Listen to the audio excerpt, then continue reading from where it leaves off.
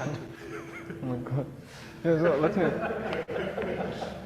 me just write once again this moduli space. So what is this? So this parameterizes pairs such that the determinant of f is fixed, and it doesn't matter which one you fix. Then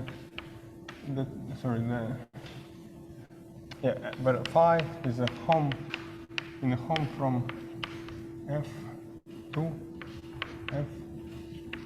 Yeah, and this point is important because here you see we tensor with the canonical of S, and you remarked that elliptic curve is important for my considerations because I tensored with a pullback of a canonical from X. Here you actually tensor by a canonical of the whole surface. And so what you require that trace is equal to 0, and that's it. Right? Well, there are some degrees fixed, and so what I wanted to say is that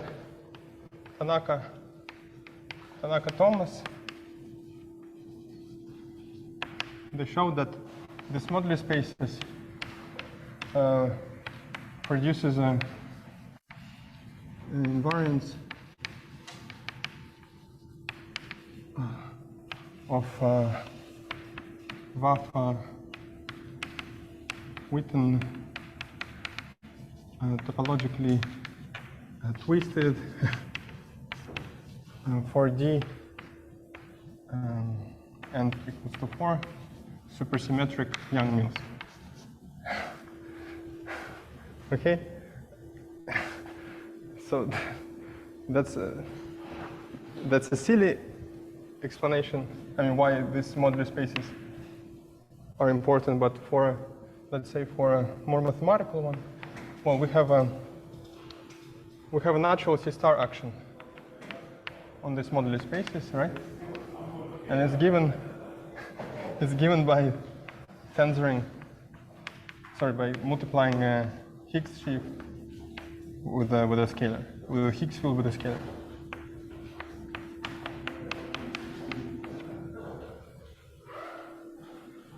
And so you can take fixed loci of this star action. And so this fixed loci can be decomposed as so there are two canonical kind of components there.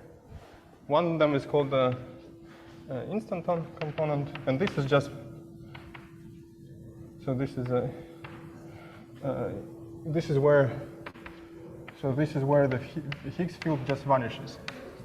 And then you have another component. I mean, actually there are a bunch of them in this second branch.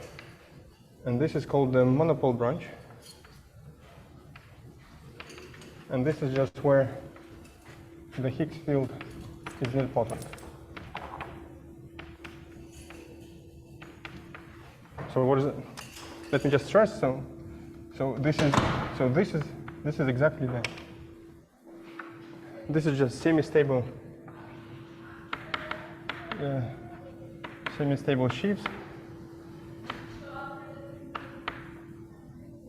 on S, and this is so the monopole branch is just it's just some flags. Essentially, it's just some flags of sheaves, roughly speaking. And it's actually Thomas showed that only like the full flag contributes. So you only like the flag where each term is a line bundle contributes to the invariance, at least in the prime rank. So this is just like, so the flag where all terms are line bundles is like, in some sense, the complete opposite of this instanton branch. Okay, so in particular, what I want to say is this. So you can view, I will call, so Vafa-Witten invariants. Essentially, Vafa-Witten invariants, what are they? There will be some integrals. Let me write it there. Vafa-Witten. So what is the Vafa-Witten invariance?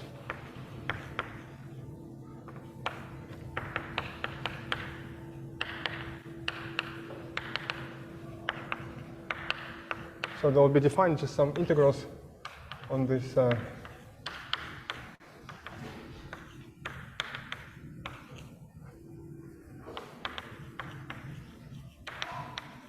some integrals on this moduli spaces. And so in particular, you can see that Vafa-Witten invariants, they have monopole and instanton contributions. So they have some monopole plus instanton. And this guy is just Donaldson invariance. So then in its most basic definition, what are Donaldson invariants? This is just integrals on the moduli space of sheaves on a surface. So in particular, monopole, sorry, instanton is just Donaldson invariance.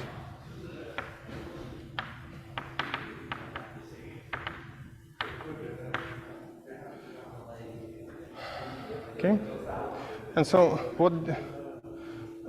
Well, let me go back to Kapustin-Witten. So what did they do? Among other things.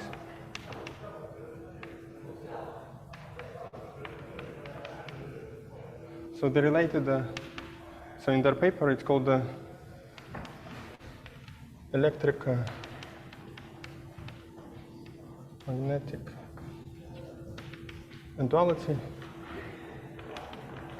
and the geometric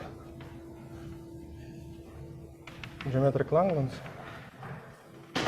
correspondence. So what did they do? They said essentially that there is this duality, electromagnetic duality. I also refer to it as a S-duality here.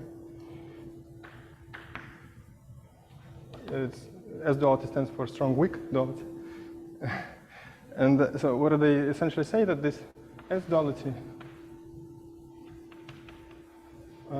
of M SL X times C, well, under dimensional reduction, it should give you the T-duality of this. Sorry, MS. So S-duality exchange SLN and PGLN. So it's S-duality of MSLN moduli space and MPGLN moduli space, and it reduces to T-duality of this MSLN and MPGLN. Okay, so this is just fancy words. I mean, I just want to motivate what I'm going to say next. And this arrow, what is this arrow? It's called dimensional reduction.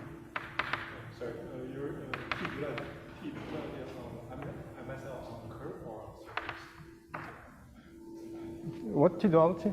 T-duality of the same MSL or MSL on. This is happens. So this is always moduli of Higgs. It's not on X or X cross T?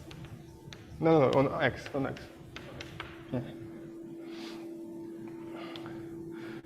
Okay. But so what we showed, I mean, what is, it's a bit silly, I mean, what did we show before? We showed before that, so before we showed that this quasimap moduli space is just on a nose really can be identified with this moduli space of Higgs bundles on the surface of the type curve times another curve. Okay, both in the PGLN case and the SLN case.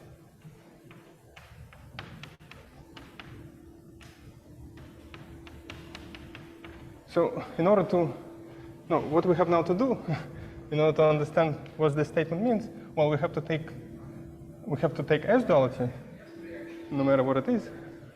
It's something, it's a statement about these spaces, and translate it to the statement about the quasimaps just by this identification, and you get some kind of a duality for quasimap invariants. Okay.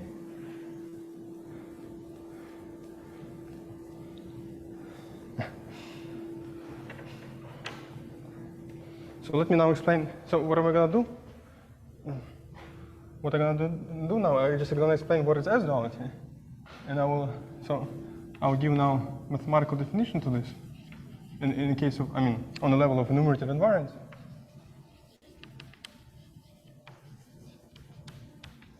And I will, using this identification, I will just show it what this statement transforms to for the quasimap invariants. Okay?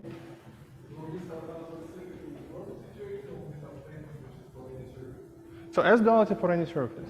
Right, your statement will be for any surface or specific to the surface? So because it depends on what you mean. It only has interpretation of quasimaps to some modular space of Higgs bundles on a curve only for this kind of surfaces, right? Right, I guess that's you use your statement for some sort of statement which is for the surface in order to be. So S-duality holds for any surface. Yeah, I will write what it means for any surface. Yeah, so I'm going to write what S-duality is. Enumerative S-duality, what it is.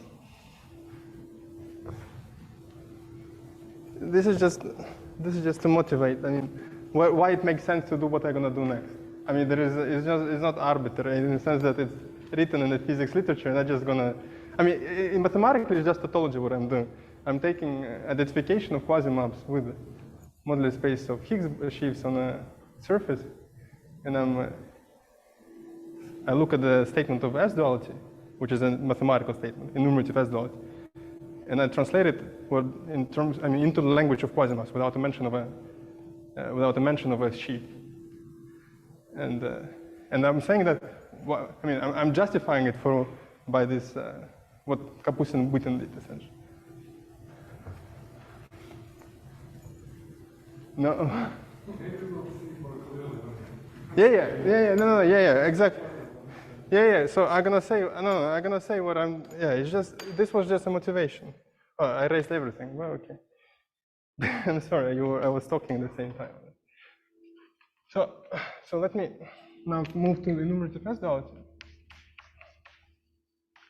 So everything that you had to take away from that is that there is this modular spaces of sheaves with a Higgs field on a surface.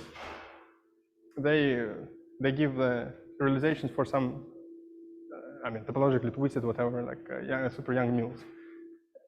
And this is done by Tanaka Thomas, and then there are this S-duality enumerative statement for this modular space of Higgs shifts on the surface, and you just translate it. So what is enumerative S-duality? So this is a mathematical counterpart to what I was talking about. So let me just mention. So it's a long subject. You can trace it back to essentially to Donaldson invariants, and so there are lots of people to mention here. But let me mention this recent people who were involved in studying Vafa-Witten invariants. So this is first Getch, cool, Williams.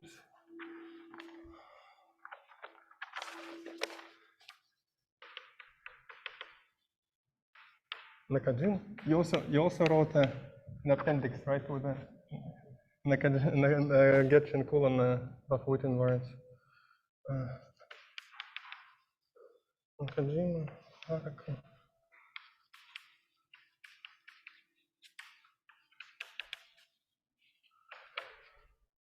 Okay, so what is this S-duality? So let me just introduce some notation. So we'll have this generating series in one variable. So what is this? You just take so you sum over this W, we'll specify what W is, and you just take some tautological integrals on these modular spaces for any surface.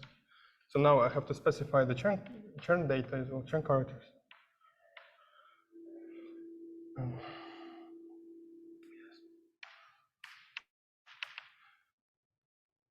So this is a generating series in one variable.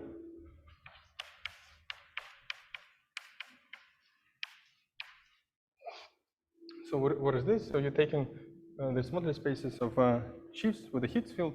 You specify the first Chern character, and this W is what's called discriminant. So it's just a combination of first Chern character and the second Chern character. So it's for me it will be so you take C1 of your sheaf times by itself, and then R.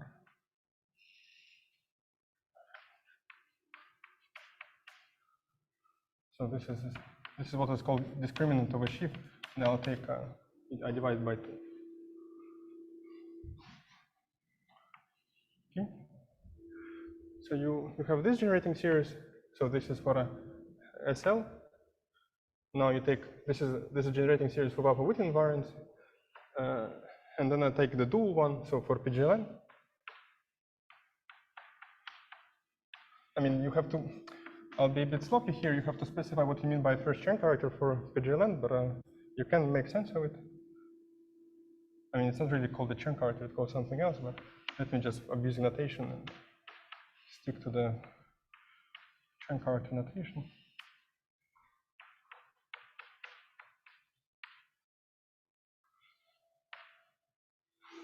So you have these two generating series. So what does S-duality says?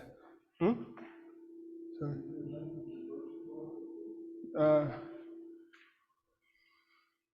Yeah, secretly they are there.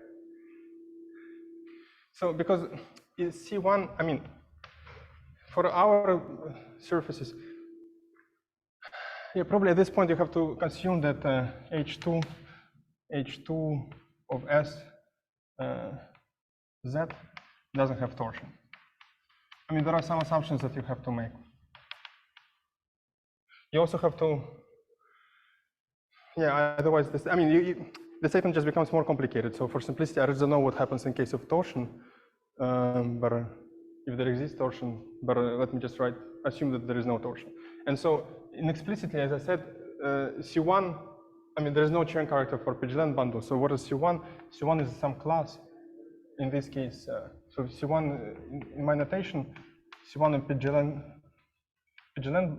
bundle or Azumai algebra is some class in H2 of surface with the ZR coefficients. And it's okay when you take, okay, I mean, there are lots of things that I'm skipping because this is, so in this business, when you consider moduli spaces, you consider them up to tensoring with line bundles. So you just, in order to get rid of this redundancy, you just fix your first Chern class in some, in some degrees. And so this also amounts to considering first Chern classes in H2 with the coefficients that are the same thing, because tensoring with a line bundle doesn't do anything. Z mod R, yes. Z RZ, mod RZ.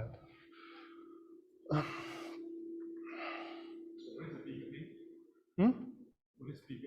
Yeah, some tautological class. It's a mu insertion, descendant insertion, mu insertion. In this for Vafa-Witten invariance, it's a mu insertion, and I'll not define what is a mu insertion. So what is the statement? Let me just write the statement. So this is a statement of enumerative S-duality.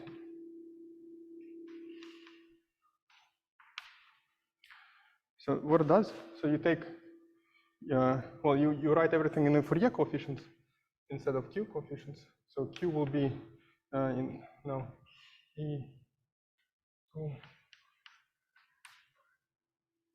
tau R. Okay. And so what enumerative S-duality does? Well, S-duality refers to the strong weak duality. So you have your tau. This is supposed to be some kind of a coupling variable, and then you just invert it, so you go from weak to strong. Okay? So for S-duality for insertions, I'll write it for insertions A equal to identity, so to 1, because for not equal to 1 it's more complicated. So for A equal to 1, this is equal to the following.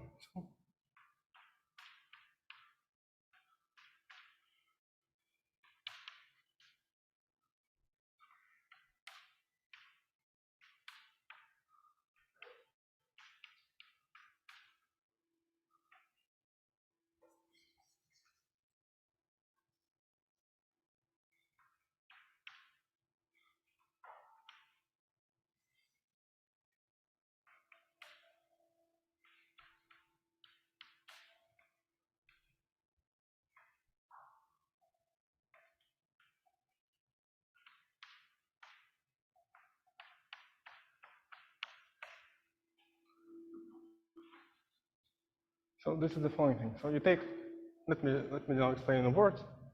You take SL and Vafa-Witten invariants. You express them in terms of Fourier coefficients, Fourier generating series, and not a Q generating series.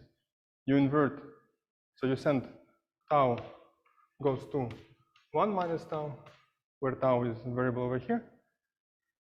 And then the invariants that you obtain are PGL invariants up to sine, some multiple over here, and some weighted summation of all PGL invariants for all Chern class. Plus minus. Yeah.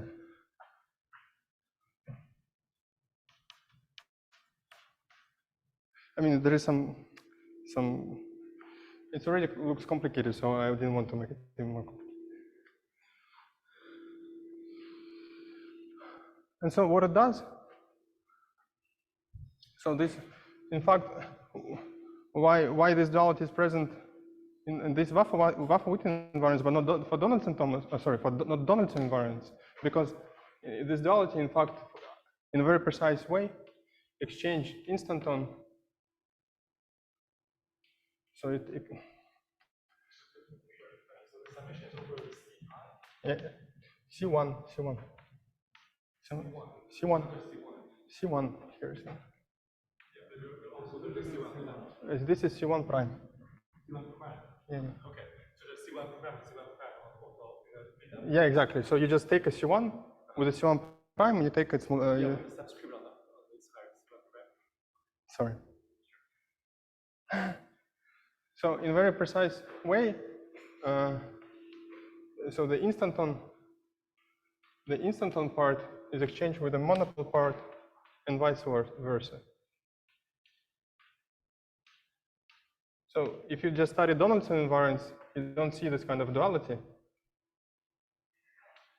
because Donaldson invariants don't account for monopole part, for monopole branches. So remember, I defined monopole and instanton. So monopole was just so instanton was just moduli space of Higgs of stable shifts, on the surface, and monopole was just some flags of shifts, roughly speaking. And so when you take this, generating series, you will have two contributions. You will have two summands essentially here. And when you do this transformation in a very precise way, these two summands get exchanged when you apply the transformation. So this is duality. This is called S-duality, enumerative S-duality. Electromagnetic duality is called as well. Strong-weak duality, or what is this? Montanon-Olive duality. Okay. So, yeah.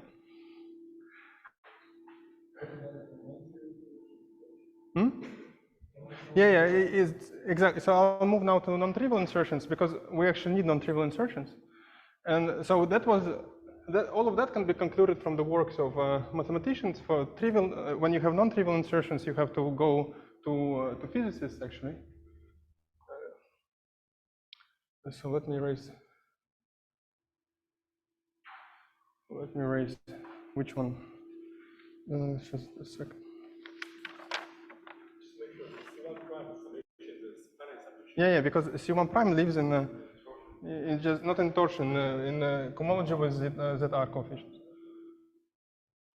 And this one, C1, you always take up to, the moduli spaces can be identified up to tensor with line bundle. So you essentially can take C1 to be also in H2 with ZR coefficients. Can you explain a little bit of the terminology? Why is there this multiple? Is it like point like in R4 or point like in R3? Well, I believe there are better people to ask the explanation for. Okay. In my simple mathematical mind, so instanton just means a moduli space of stable sheaves. Monopole means just a moduli space of flags. Or actually nested Hilbert schemes in this situation. I'm sure that this is not a satisfying answer, right? So that's why I suggest to ask someone else. Why they are exchanged? Well, that's the S-duality. So it's somehow it comes from this. Why it's called S-duality? Why it's called electromagnetic duality is because in Maxwell's equations you can exchange magnetic and electric field, and then it doesn't change. I mean, the equations are symmetric with respect to that exchange. But that can be generalized to this. I mean, to supersymmetric. This can be generalized to this supersymmetric Young Mills, like with N4 supersymmetric Young Mills, and then in that case. In that case, so when you do this exchange, somehow you Basically, it's just that only when you have n equals 4 is there enough symmetry to make the strong duality stable super clean, and then it's mathematical avatar. Basically, just that if you calculate the partition function, which is generating a series of invariants, it's going to have more or less like a modularity property. This is one particular incarnation. I don't know actually why they have the name but I don't know. yeah. So this arrow means like there's a correspondence, doesn't mean there's a map. There is no map at all. I mean, they're very different. It's just that. Okay, let me write. So this generating series, let's say for SLN, it has just two contributions: instanton and monopole, right?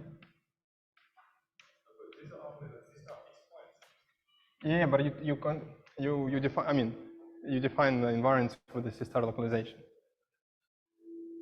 In any case, if you have some C-star localizations, it's enough just to consider fixed loss in many situations. Right?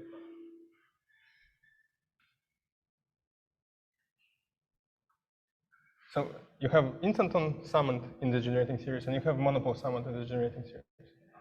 What I'm saying is that when you do this, the same happens for PGL. When you do this variable transformation, these two summons, they just literally get exchanged.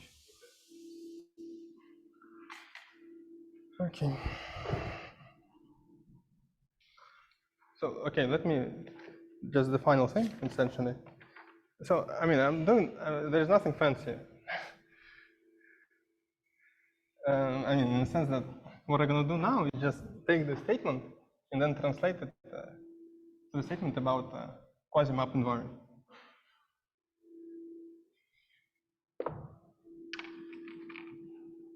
Okay. So, but for that we need actually, with insertions, I will not mention the whole, how the transformation looks like for generating series with insertions, but you can find that essentially Manscott and Moore, they calculated everything. I mean, at least in R equals to 2. And so you can find the S-duality for Vafa-Witten with these insertions.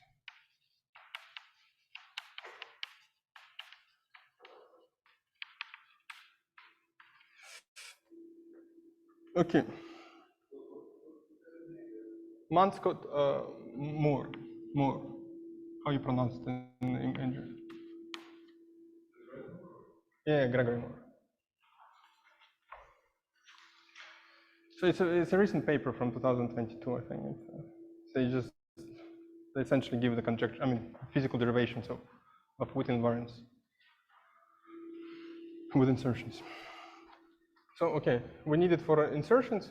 Let me now move on to quasimaps. So just a final piece of information that I was skipping the whole talk, and this is just how the Chern characters and the degrees correspond on each side. So as I mentioned already in the beginning of the talk, the Picard. So now I'll go back to notation with a D. So I'll always put D here. So the Picard of moduli space of Higgs bundles on a curve is literally rank 1, always generated by the theta line bundle. So the same holds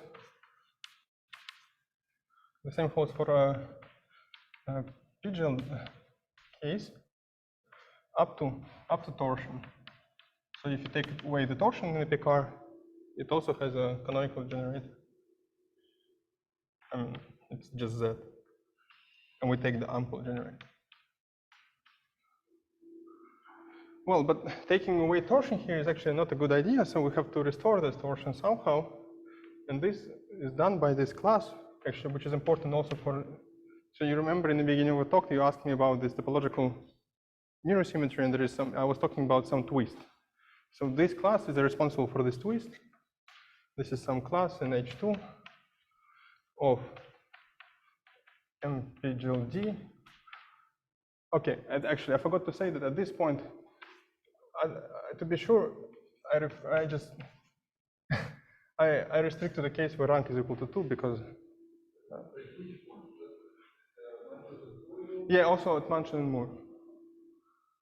I mean, this formula holds for any rank. Manchin and Moore should be also generalizable for higher rank. I don't want to make any false statements, so I'll consider just rank 2. So yeah, so what is this class? This is some class in H2 of moduli space of PGL and Higgs bundles on a curve with the coefficients Z2. And you have the same class, you just pull back this class to MSLN bundles.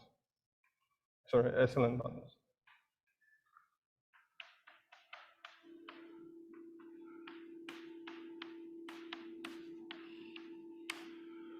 Okay, so let me now do the final remark.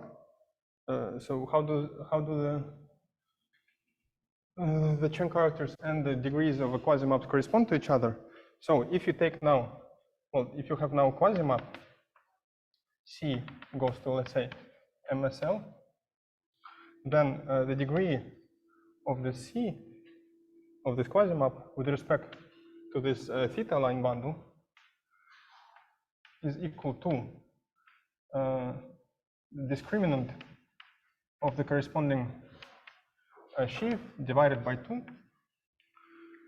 And if you take now the D and the pullback of this alpha, then this is equal to the first Chern class of F. So the degree of a quasimap is the discriminant of a corresponding sheaf, and the degree of this degree of Higgs sheaves on a curve and the pullback of this alpha is equal together to the first Chern character.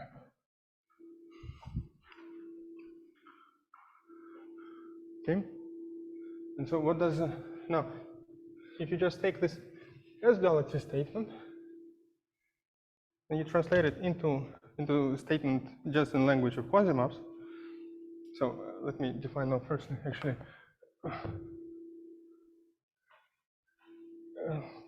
Generating series. So I'm taking now, so quasimaps. This is A, D. So this is A will be responsible for this, and D responsible for that. I'll write it now.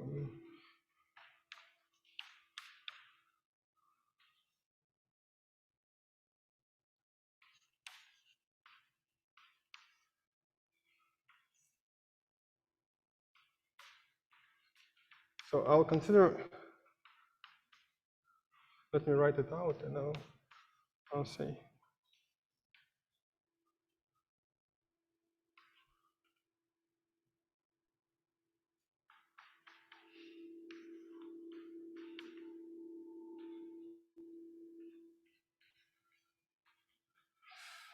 So what is this moduli space? So this is here. Where is this moduli space? This is moduli space of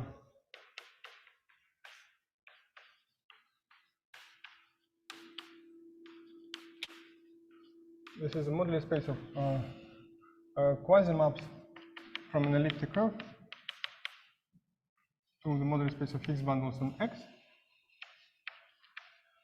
such that the degree of this quasimap with respect to the theta is equal to W, and the pullback of this of this class alpha is equal to A. So A is some number in Z mod 2. So now this is, so I'm taking now the integrals of 1 over the moduli space of these quasimaps up to the identification by its automorphisms of the base curve. The same, so this is the SLN. The same happens for PGL.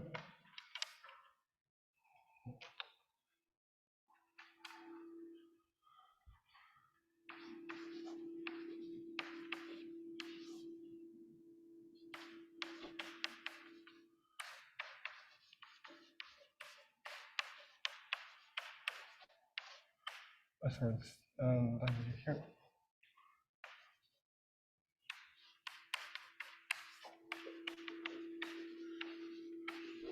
Okay, in these two generating series. Okay, there is, I'll not mention at the moment. And so what is enumerative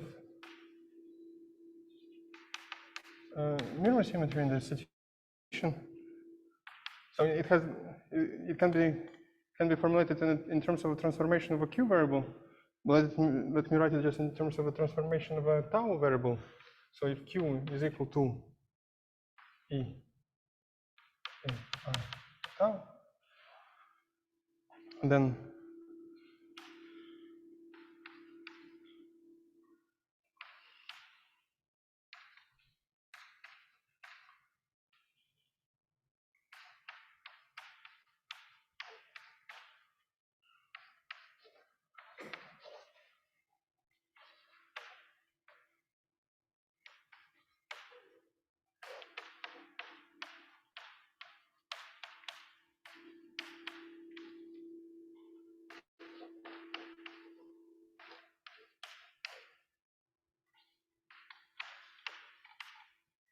okay.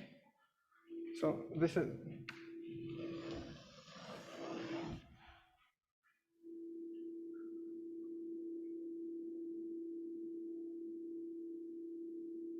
so in fact, you can also, okay, I mean, this is actually not the nicest statement. You can take into account the modularity properties of two generating series. And then there is a Q transformation. Well, it will look a bit arbitrary. Oh, I'm taking exactly this invariance. So for, if you take A equal to 0, and this actually has some geometric meaning, then the invariance on this side is equal to the invariance on the other side.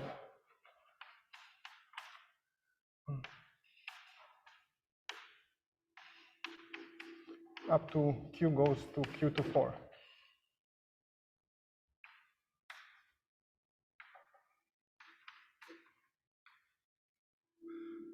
So there is a Q transformation like that for invariance for A is equal to 0. And there is a reason for A to be, when A is equal to 0, it's actually very special. I mean, there is a geometric reason for that. It's essentially you're taking quasimap invariance not of the stack, but of the gerb, SLN gerb. So I mean, moduli spaces of SLN bundles, honestly, I mean, in its purest form, they're actually gerbs. There is always this R gerb structure because you can multiply by roots of unity.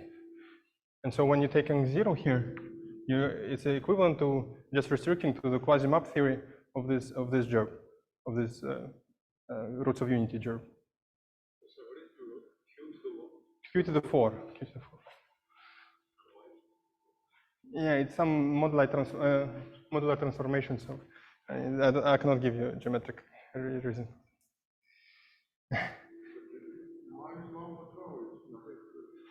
Huh?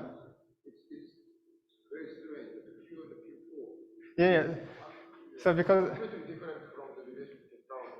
because there is, so this generating series, they have modularity properties, and when you actually apply one goes to tau goes to 1 minus tau to this generating series, you get almost back your generating series. I can write down the formula. So I mean, it's not an abstract. It's not just abstract statement. Actually, here I haven't. Here you have to differentiate. So when you actually, yeah, so it's you have. I was a bit sloppy. You have to differentiate this generating series. Oh no, actually, for that, yeah, no, forget what I'm. So for the order 4 of that modular transformation, so if you apply -1 for tau 4 times. No. So let me write. It's just that the modular, the generating series transform in this way.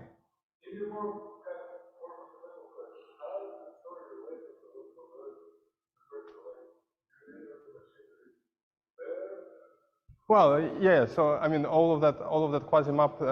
Yeah, actually, I mean, the computations. I don't have time for that, but I can write down the formulas and the computations done for them using quasimap theory crucial.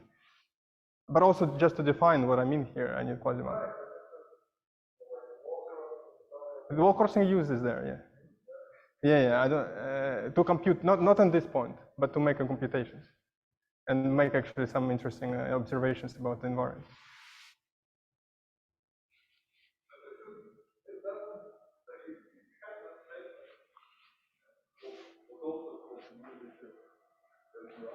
Yeah. This transformation does this is conjectural statement. Yeah.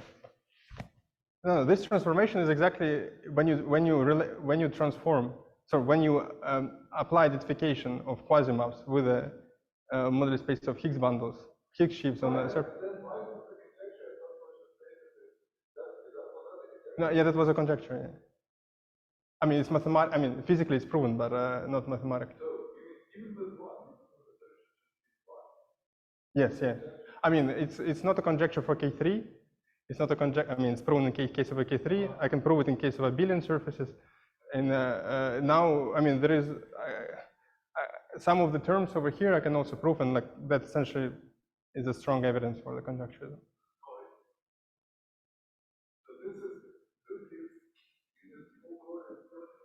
Yeah. Some of aspects of it not. Yes, half of the generating series involved in the formula is not a conjecture. Well, I mean, let me just write the generating series.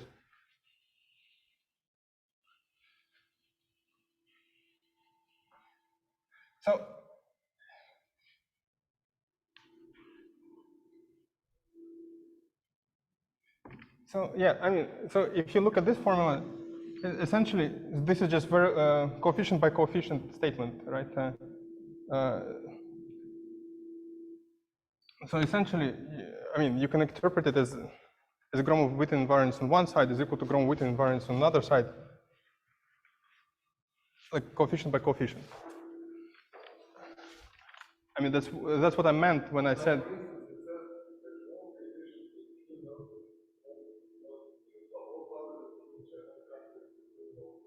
Yeah, exactly. So this is a bit strange. Yeah. So again, this is because, I mean, one of the reasons is because I restrict to 0. So if you consider the full one that are present, the odd degrees are present, but for some reason the multiples of 2, from the multiples of 2, only the multiples of 4 present. But this is for quasimaps. I think when you pass to Gromov-Witten invariance, it actually they reappear there. I mean, I don't know how to interpret it at this point. So let me just write the conjecture. I mean, all of that was conjecture. Sorry. I mean, I have had to. Oh. All of that are conjectures.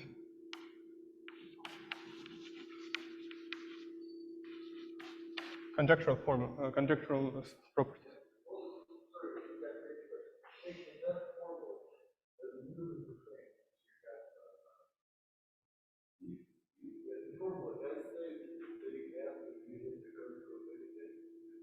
If S will be, sorry? If S was not the curve of something, Yeah. then this is true because what type will be zero. If you don't know that, there you weren't running out by it. Yeah, because I have to divide by E. Yeah, like if you don't know out by E, that's true. Yeah, there is only a constant term. And for constant term, I can prove that. Let me think if I can prove it now. Yeah, the conjecture is proven in the case when X is an elliptic curve and the E is an elliptic curve. So I can prove everything in the case of in the simplest case where X is an elliptic curve. That's for when you don't know that. Huh? When I'm not, yeah, I don't mod out by E. And it's actually, it's not trivial already because moduli space of Higgs bundles on elliptic curve for degree and rank coprime is just a point.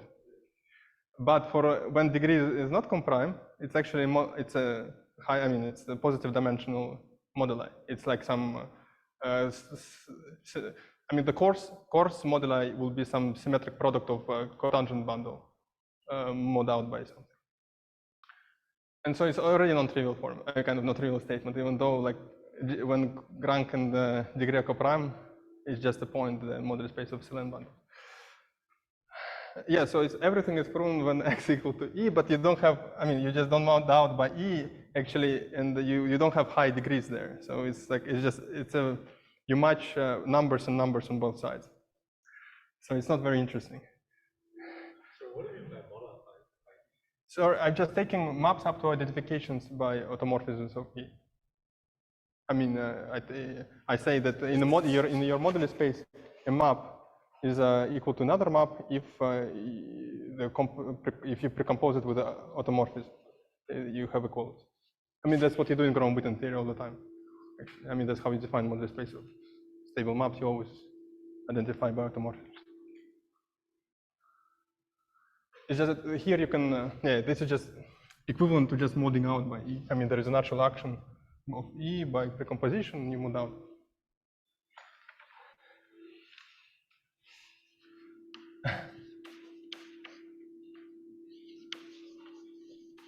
Sorry, the chalk is a bit bad. Is there only is there a chalk over there? Oh, here. Okay. Oh, here it is. Sorry.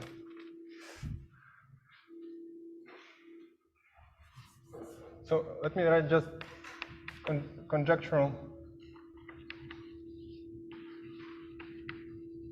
formulas. So depends on how much patience. So everything. I know how everything looks on both sides, and this essentially comes from lots of sleepless nights trying to understand the notation of Manscott and Moore.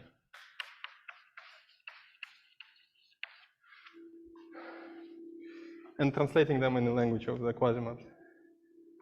So what is this? So essentially everything is governed by second Eisenstein series. So every invariants are given by second Eisenstein series up to the change of variable by some power. So what is the second Eisenstein series? Let me write it down.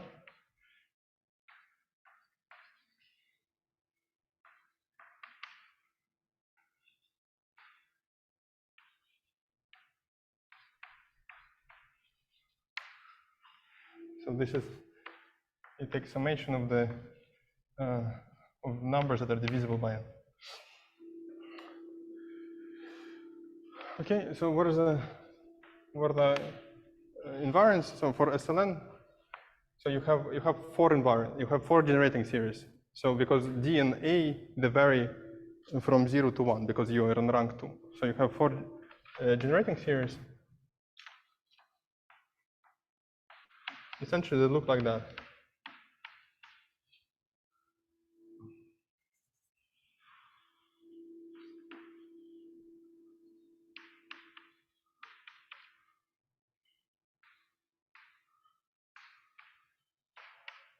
And this Q4 is the same kind of a Q4 as there.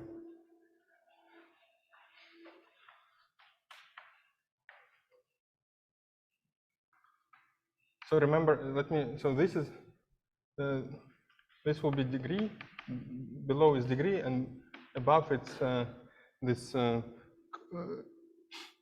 degree with respect to this alpha class. And below is degree of the Higgs bundles on a curve, X.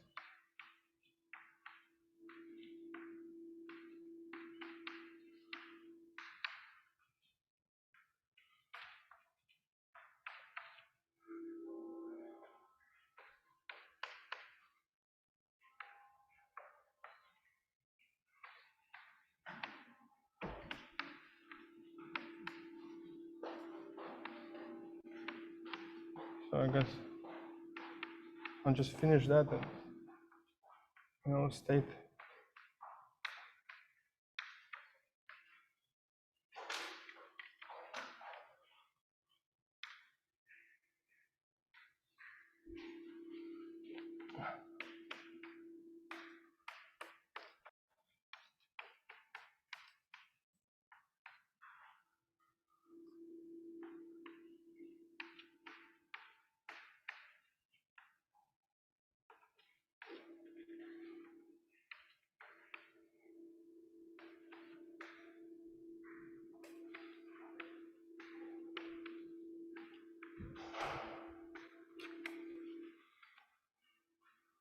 So this is a SL and invariants.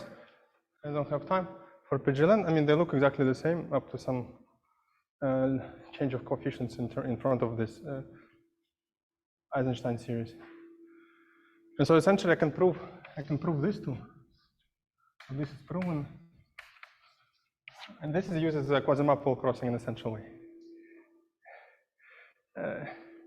And essentially, if you assume that this transformation holds, it forces, I mean, these guys to be of roughly of the following form.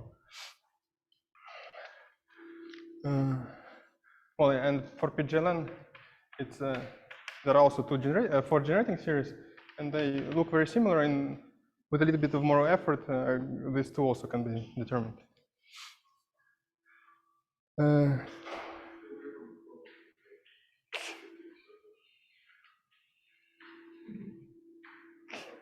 You want to check whether they? Yeah.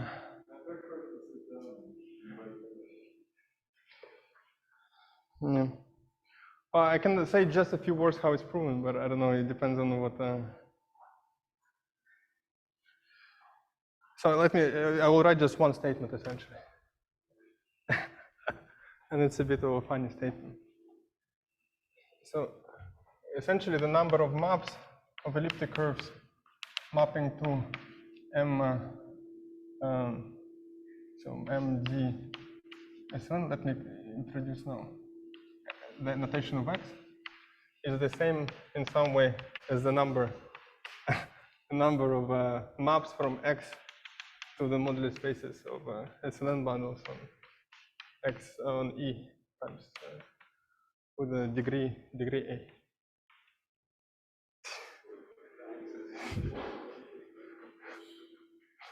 Huh? Suppose X and T curve. No, X is any curve. X is any curve. Yeah. I mean, roughly speaking, I mean, there is some wall crossing. Well, actually, at this point, there is no wall crossing. Actually, it's equal, but there is some twist. So. No, there is abstraction theory is a bit more complicated. So it's not really, you don't really go from here to here. There is some abstraction theory difficulties here. So it's amazing because this is actually a point. I mean, the reason I can prove these two is because, so I'm taking, you see, because this is A. This is the same A is over here, over there. So this is A over here. And so when degree and rank coprime on E, it's the moduli space is just a point. And so, but since you consider quasimaps, not just maps, but quasimaps, there is some non-trivial theory. And so the reason I can prove it only for these two last two equations is because if for the first two, the moduli space on this side will not be just a point, it will be something more complicated, and then the argument kind of becomes more complicated. But it's amazing that the complexity of maps mapping to moduli space of Higgs bundles on this side is of a complexity of X mapping to the moduli space of Higgs bundles on A. Yeah, so that's it.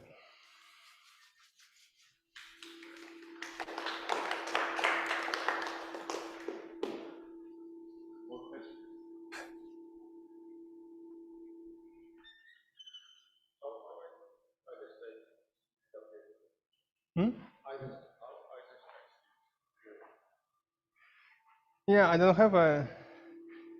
They appear. So if you take the general case of any surface, Vafa-Witten invariants for any simply connected surface, well, not simply connected for those. I mean, okay, let's say for simply connected surface, even though this is not simply connected. For a simply connected surface, they are governed by essentially just three generating functions. This is Jacobi series and first and second Jacobi series or something like that, and Eisenstein series. No, actually, it's three. So it's four generating series. It's the first Jacobi series, second Jacobi, third Jacobi series, and then Eisenstein series. And then all Vafa-Witten invariants can be expressed in terms of Seiberg-Witten invariant.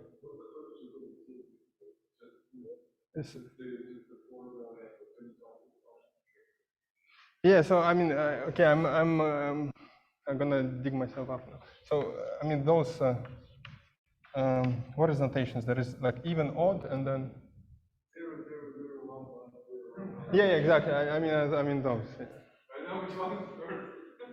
Yeah. So in some notation, one is first, and usually when you read the papers, it's like one is written the first, the simplest one, and then the, I don't know. Okay, let's.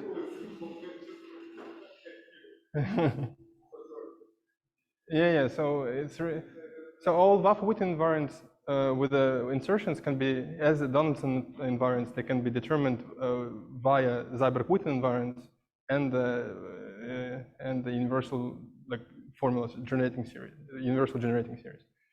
And in case of Vafa-Witten invariants, those that are enter the formulas are essentially Jacobi series and Eisenstein series. I don't have an explanation why Eisenstein series and why they. Yeah. So, but yeah. I mean, all of them are related, right?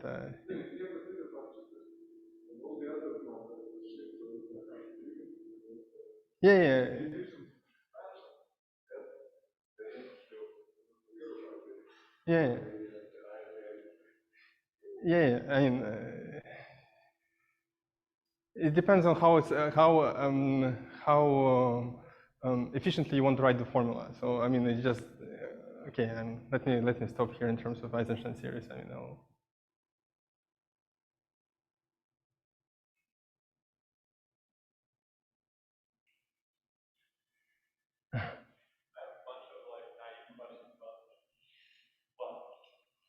This is mostly due to my own ignorance of like what Richard Thomas is doing. But I guess like so Vafa-Witten in their like original paper from a long time ago, I thought more or less what they were doing boiled down to Euler characters. This is under the assumption of like one vanishing. yeah. So is the idea that here you relax vanishing theorems, just like it's the contributions or So you're saying, yeah, I mean, Richard Thomas does Vafa-Witten invariants without insertions. I mean, here I need an insertion because I do this quotient by elliptic curve, and you can actually exchange that quotient with an insertion. It's in the DT theory, it's called rigidification, or like, I mean, you can exchange also with a P1. If you have this rubber, you can exchange this rubber with a insertion. The same happens over here if you have if you kind of consider maps up to automorphisms of your curves, you can exchange it with a insertion on a threefold or twofold or surface. Yeah, exactly. But this is exactly how it works. You just put a point there, right? Yeah. But I get it. Because they lose out. I got a little bit confused about which aspects of this S-duality on the level of partition functions are known and which stuff is purely conjecture. So for physics, I mean, physicists know. I mean, everything is known for Mascott and Moore in their physical terminology. In mathematical terminology, well, there are formulas. Well, there are for dominants and invariants. I think Goethe and you must know, right? Goethe. Yeah. So for dominants and invariants, it's proven. Hmm? This is better with